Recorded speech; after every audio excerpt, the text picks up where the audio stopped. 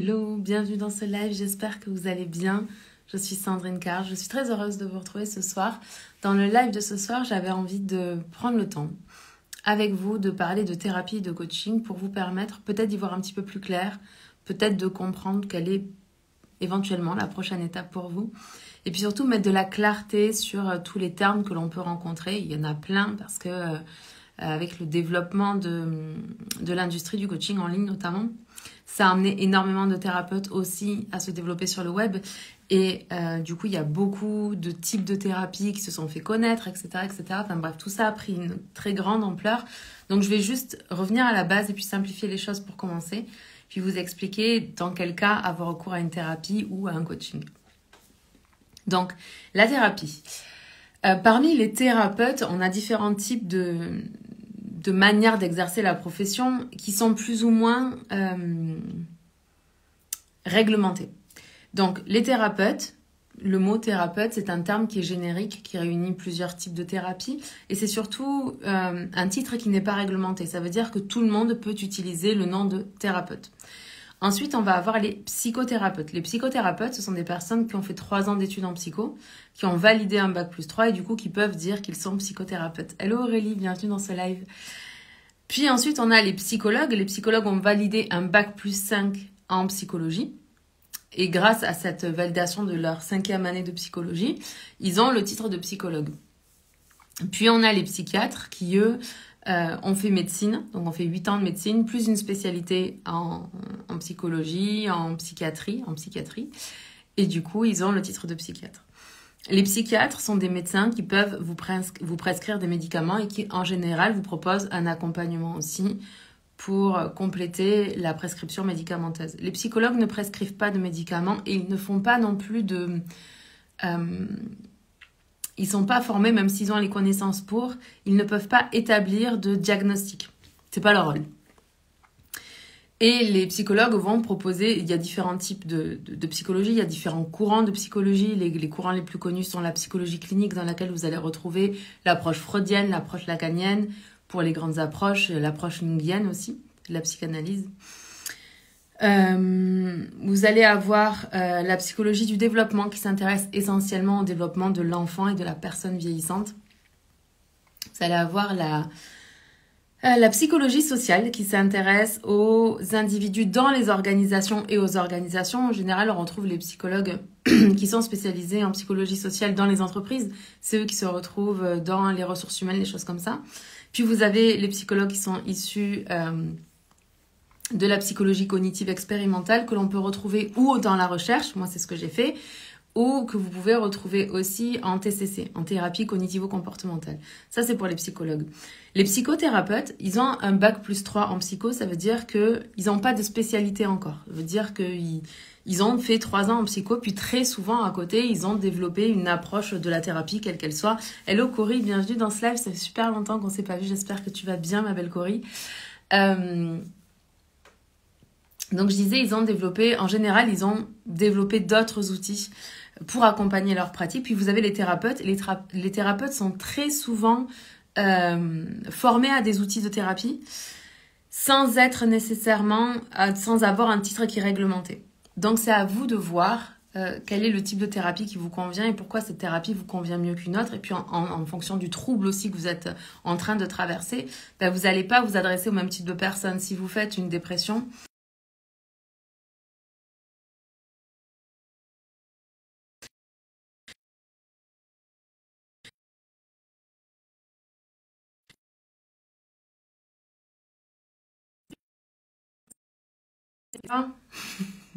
laissez-moi savoir si vous êtes là. Je suis désolée, ça a coupé parce que mon chéri m'a appelé. J'espère qu'il va pas rappeler. Ah, il m'appelle à chaque fois que je fais le live en fin de journée. C'est pour ça que j'attends toujours qu'il soit rentré à la maison pour faire mon live. Et à chaque fois que je veux le faire avant qu'il rentre, ça bug. Bref, je disais quoi? En fonction de ce dont vous avez besoin, vous n'allez pas vous adresser au même type de personne. Si vous allez voir un thérapeute, il pourra pas vous prescrire des médicaments, puis il va appliquer un outil qu'il connaît bien, puis il aura peut-être pas toute la connaissance de tous les potentiels psychiques. En fait, un thérapeute est formé à un outil. Il n'est pas formé de manière générale au fonctionnement du psychisme humain, même s'il s'est formé pendant un certain temps. Vous vous rendez bien compte que quelqu'un qui a fait 5 ans d'études en psycho est forcément plus qualifié pour comprendre le psychisme humain qu'une personne qui a fait 3 mois ou 1 an de formation en thérapie. Et ça ne signifie pas que les psychologues sont meilleurs que les thérapeutes. Je ne crois pas à ça. Je pense sincèrement que dans tous les corps de métier, il y a des très bons praticiens et puis des praticiens qui sont un peu moins bons. Puis c'est vraiment à vous d'y aller avec votre discernement et de faire appel à la personne qui est bonne pour vous à ce moment-là. Et très souvent, ce que je peux observer, c'est que par manque de connaissances peut-être des pratiques, on va avoir tendance à se réfugier dans quelque chose qui ferait de nous qu'on serait pas fou. Par exemple, si on va voir, je sais pas moi, un psychologue ou un psychiatre, on a plus facilement tendance à penser qu'il y a un risque de folie. Et juste pour vous dire, en fait, la ligne, en fait, la séparation entre la normalité et le pathologique, là, c'est pas quelque chose qui est tranché, c'est vraiment un continuum. Donc, voilà, on peut pas voir ça en termes de pile ou face ou de blanc ou de noir, ça se passe pas comme ça.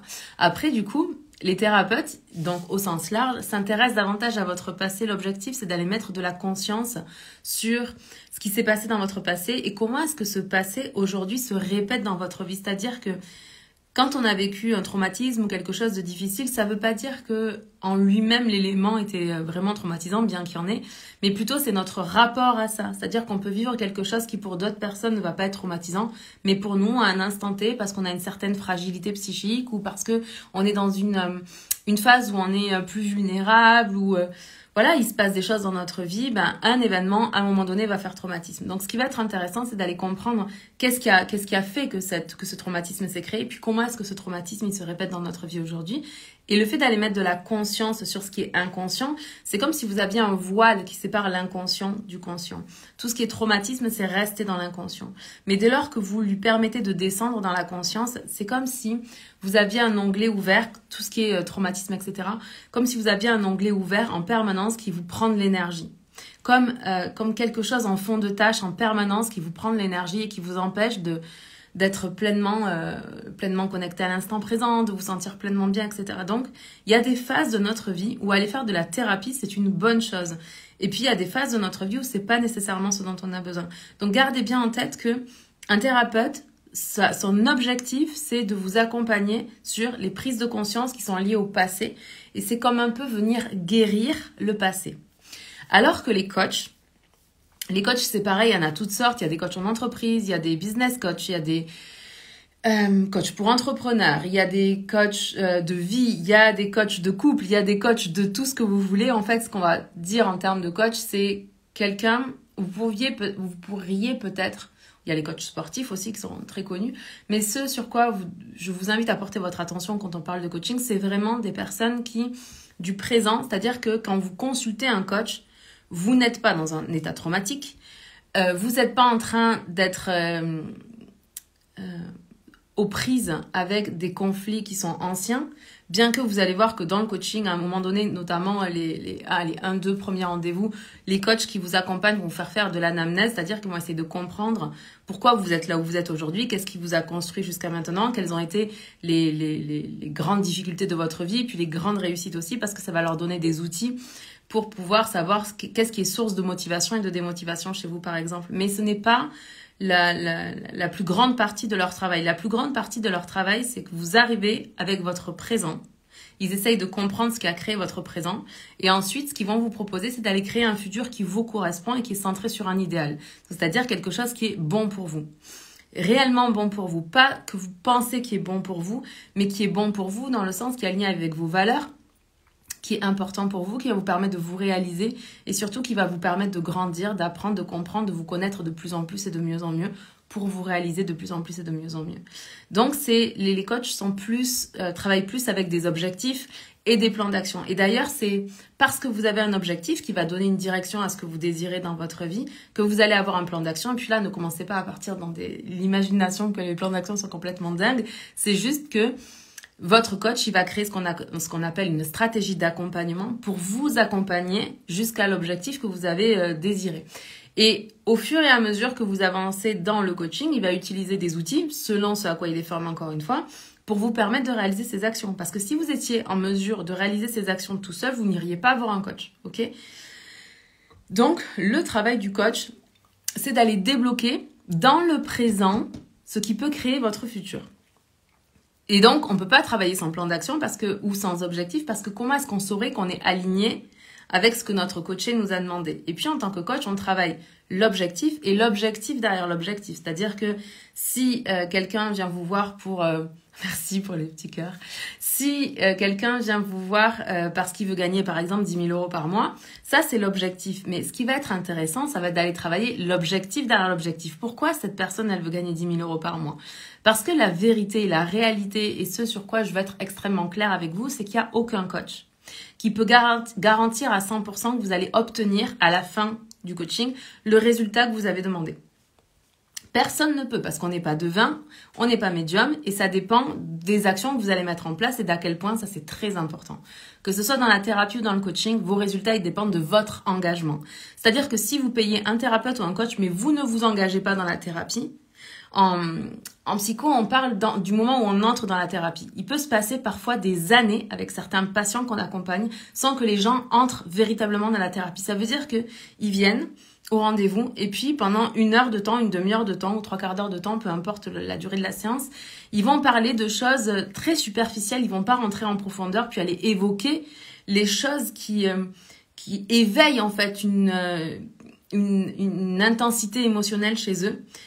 Très souvent parce que ils ont besoin de maintenir une bonne image d'eux-mêmes par rapport à leur thérapeute, parce que le thérapeute fait figure d'autorité pour eux.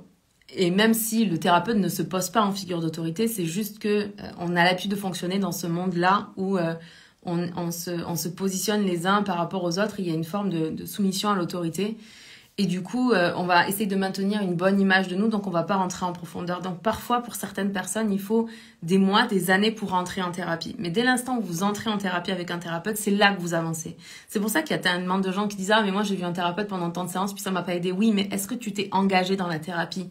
Est-ce que tu es rentré? Est-ce que tu as accepté de mettre tes yeux à l'intérieur de toi, profondément en toi, pour aller comme... un peu gratter un peu la merde. Alors forcément, quand on remue la merde, ça pue un peu. Je suis désolée pour cette image pas très glamour. Mais le truc, c'est que c'est la seule façon de faire du beau terreau pour pouvoir planter derrière un beau jardin. Vous comprenez? C'est pour ça qu'on parle d'entrer en thérapie. Dans le coaching, c'est la même chose. Votre coach, il est là pour vous permettre de vous réaliser. Il a plein d'outils à sa disposition, selon à quoi il est formé, pour vous aider à stimuler votre motivation, pour vous aider à arrêter de procrastiner, de temporiser, pour vous aider à vous aligner sur vos valeurs, sur vos besoins, pour les reconnaître, pour apprendre à communiquer. Bref, en général, les coachs et les thérapeutes, ils ont comme une boîte à outils qui est extraordinaire, et moi qui me surprend à chaque fois que je rencontre de nouveaux thérapeutes ou de nouveaux coachs, parce qu'il y a toujours des outils que je ne connais pas et j'adore découvrir ça. Mais ça dépend de votre engagement. En fait, ce que vous devez comprendre, c'est que le coaching, tout comme la thérapie, mais le coaching en particulier, c'est comme une danse. Sauf que c'est le coaché qui initie le mouvement et le coach qui accompagne. Donc ça veut dire que, par exemple, vous demandez un coaching. Du coup, le coach va vous poser des questions, mais vous allez répondre à ces questions.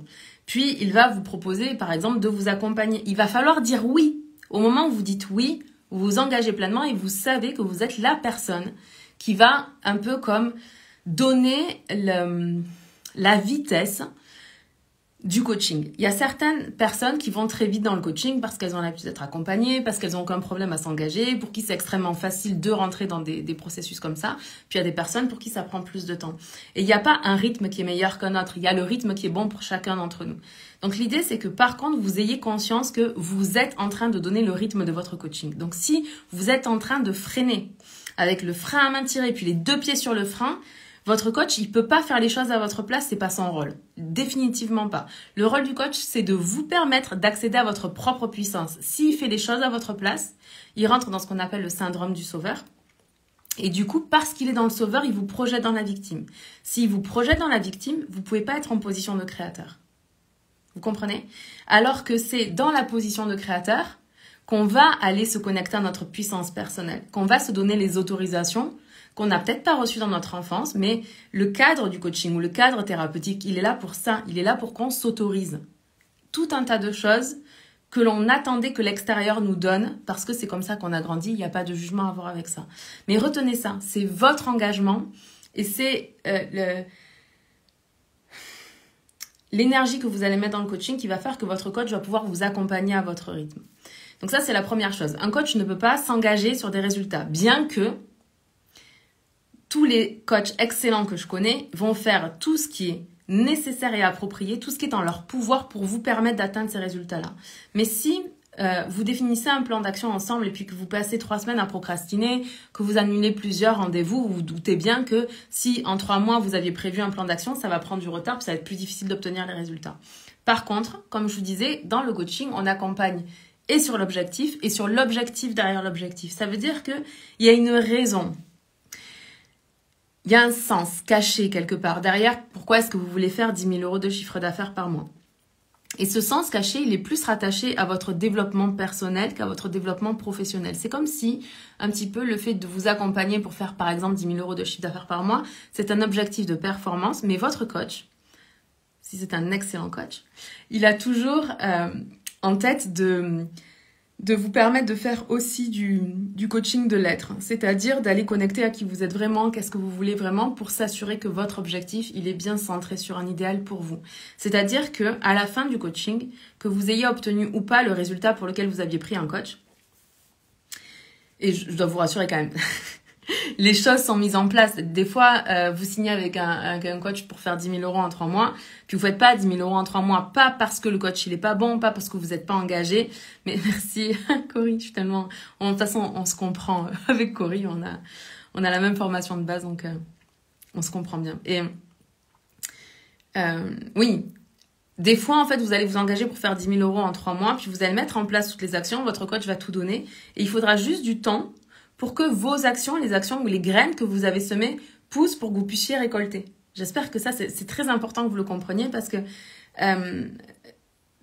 et normalement, votre coach, tout au long de votre accompagnement, il va vous donner la motivation et il va aller renforcer la confiance en vous pour que après, vous ne lâchiez pas, vous continuez à poser les actions. D'ailleurs, moi, par exemple, quand je termine mes accompagnements, j'essaye toujours de terminer avec un plan d'action pour que mes coachés ils puissent continuer d'avancer après. Puis comme ils ont été coachés minimum 3 mois avec moi, et ben du coup, ils ont développé des automatismes parce que en coaching, on a des questions rituelles qu'on pose constamment. Donc, ils développent des compétences, ils apprennent de nouveaux outils. Et donc, à l'issue du coaching, ils ont appris énormément de choses. Et donc, derrière, ils ont un plan d'action puis ils sont capables de commencer à s'auto-coacher et de réussir à se réaliser tout seul. Et s'ils n'y arrivent pas, ils sont toujours à temps de faire un appel à moi ou à un autre coach. Donc ça, c'était hyper important que je vous le dise, qu'on travaille en coaching sur l'objectif et sur l'objectif derrière l'objectif, puis on s'assure toujours que non seulement, oui, votre entreprise, par exemple, si c'est un coaching d'entrepreneur, oui, votre entreprise va grandir, mais au-delà de ça, l'être humain que vous êtes va grandir. Parce que ce que vous devez enraciner profondément, c'est que vous êtes le matériel essentiel, je sais pas comment on dit, vous êtes l'outil indispensable de votre entreprise. Ce qui fait que vous allez réussir ou pas, c'est pas le nouveau programme de formation, le nouvel ordinateur, le nouvel iPhone, la nouvelle stratégie à la mode, c'est qui vous êtes vous. Qui vous êtes vous? Quel est votre niveau de confiance en vous, de votre estime de vous au sens large, puis votre confiance en vous, votre image de vous, votre amour de vous-même. Et tout ça, travaille sur vos zones d'ombre aussi. Travaille sur votre intelligence émotionnelle, travaille sur votre leadership, votre capacité non seulement à décider, mais à décider en dehors de la peur. C'est-à-dire que vous ne prenez pas des décisions parce que vous avez peur, mais bien parce que vous savez que la bonne décision pour vous, c'est celle-là. Et cette décision, elle exclut la peur. Ok? Donc voilà, tout ça, c'est des choses que vous allez travailler comme un peu en sous-marin pendant l'accompagnement que vous allez vivre avec un coach. Donc ça, c'était à peu près ce que j'avais à dire. Je pense que là, je pourrais parler pendant des heures de la thérapie, du coaching, de tout ça. Comme vous le savez, moi, j'ai fait 5 ans de psycho avant de me lancer dans le coaching. Donc, il arrive qu'en coaching, parfois, on se rend compte qu'on bute à quelque chose, mais vraiment un petit peu comme, vous savez, une mouche sur une vitre. Et puis, on tape toujours au même endroit. Et puis, la fenêtre est ouverte, mais on n'arrive pas. En fait, on le voit pas.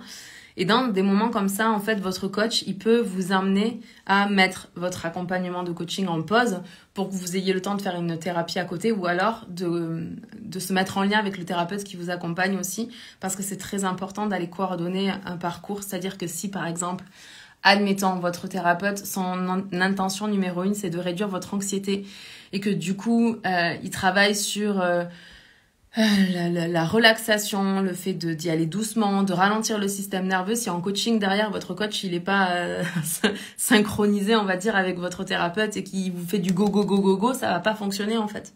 Les deux approches vont être antinomiques et vous allez juste être dans un état qui va pas être bon pour vous. Donc, si vous avez besoin de faire la thérapie, c'est super, mais je pense que c'est très important quand vous avez un thérapeute et un coach qui puissent être en contact pour coordonner en fait le mouvement qu'ils vont faire avec vous. Et sachez qu'on n'est pas obligé dans le passage à l'action d'être dans le go-go-go là. Moi, c'est vraiment pas... Vous savez, j'ai fait ça.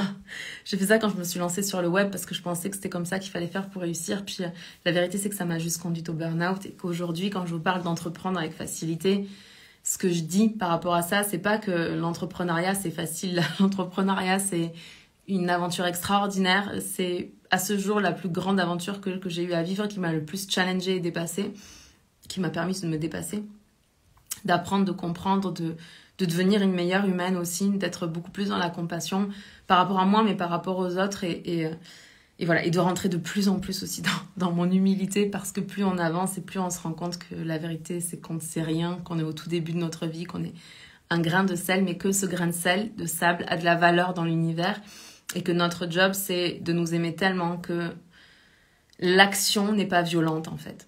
Ouais, quand on parle de faire un effort, l'effort, il peut être facile, il peut être fait dans la facilité en fait. Pensez à un plat de gratin que vous avez fait trop cuire et qui a accroché.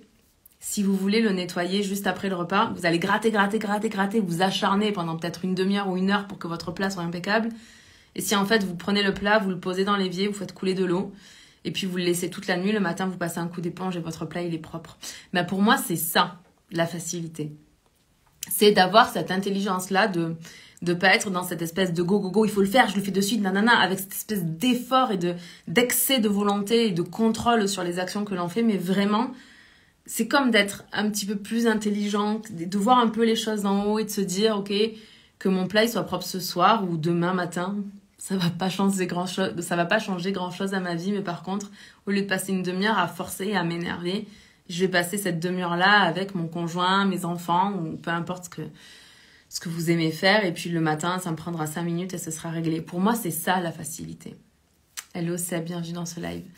Donc l'idée, quand je parle d'entreprendre avec facilité, c'est que vous compreniez que l'effort, il n'a pas besoin d'être douloureux et il n'a pas besoin de créer de la souffrance. L'effort, il peut être doux, léger et agréable. Mais ça dépend de où vous en êtes aussi dans votre développement personnel. Ça dépend de est-ce que vos objectifs sont clairs. Est-ce que vous avez fait aussi le travail de développement personnel, de vous connaître, d'en savoir un petit peu plus sur vous pour vous permettre d'avancer tranquillement. Et encore une fois, quand vous vous faites accompagner par un thérapeute, par un coach, peu importe, ça ne doit pas créer plus de stress à l'intérieur de vous. Un accompagnement en thérapie ou en coaching, peu importe, vous allez vivre des émotions qui sont désagréables, c'est certain. C'est normal et c'est pas grave.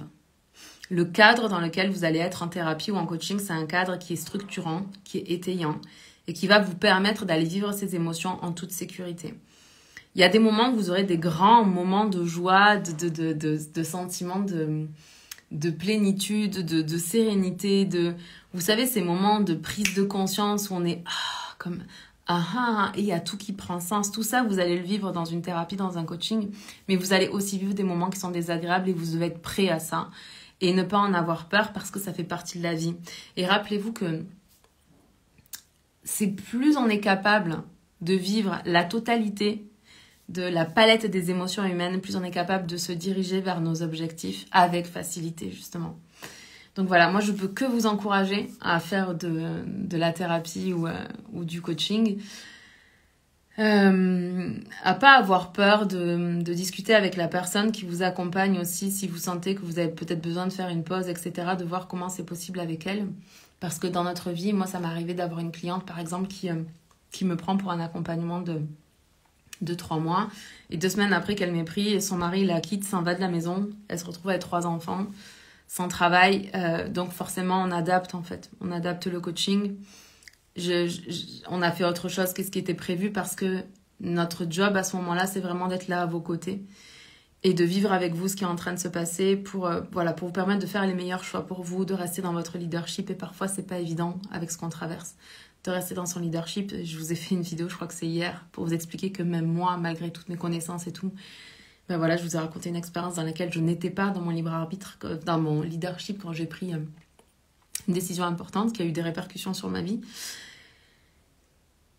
Mais ça fait partie du game, en fait, ça fait partie du jeu et c'est bien, ça fait partie voilà, de tout ça. Puis la thérapie ou le coaching, premièrement, c'est pas pour tout le monde, ça c'est quelque chose que je veux absolument que vous sachiez. Si on prend la pyramide de Maslow, la plus simple qui existe, en bas on a les besoins physiologiques, besoin de manger, de boire, etc. Puis les besoins de sécurité. Et vous voyez, le médecin intervient sur les besoins physiologiques quand vous avez un dérèglement dans votre cerveau à cause d'une chimie qui est désorganisée. Vous allez prendre des médicaments. Et ben on est bien sur les besoins physiologiques. Puis les psychologues, ils vont davantage intervenir sur les besoins d'appartenance et d'estime, donc tous les besoins psychologiques. Mais les coachs, ils interviennent sur le sommet de la pyramide de Maslow. Donc ils interviennent essentiellement sur le besoin d'accomplissement. Et la raison pour laquelle je vous dis ça, c'est parce que le coaching, c'est pas pour tout le monde. Le coaching, c'est pas pour des gens qui n'arrivent pas à mettre à manger dans leurs assiettes. Le coaching, c'est pas pour des gens qui sont dans une détresse psychologique. Okay, le coaching, c'est pour des gens qui, bien qu'ils peuvent venir travailler en coaching, davantage leur estime d'eux-mêmes et davantage les besoins d'appartenance, des choses comme ça, on va en parler dans le coaching, mais c'est pas le travail principal qu'on va faire dans le coaching. Dans le coaching, notre job, c'est de vous accompagner vers l'accomplissement. Et c'est très important que vous compreniez que selon les besoins que vous avez aujourd'hui, c'est pas la même approche que vous devez choisir. Et il n'y en a pas une qui est meilleure qu'une autre. Il n'y en a pas une qui est pour les gens extraordinaires et une qui est pour les gens qui sont complètement nuls. Il y a juste un thérapeute ou un coach pour chaque être humain sur cette planète. Tous les coachs, tous les thérapeutes sont différents.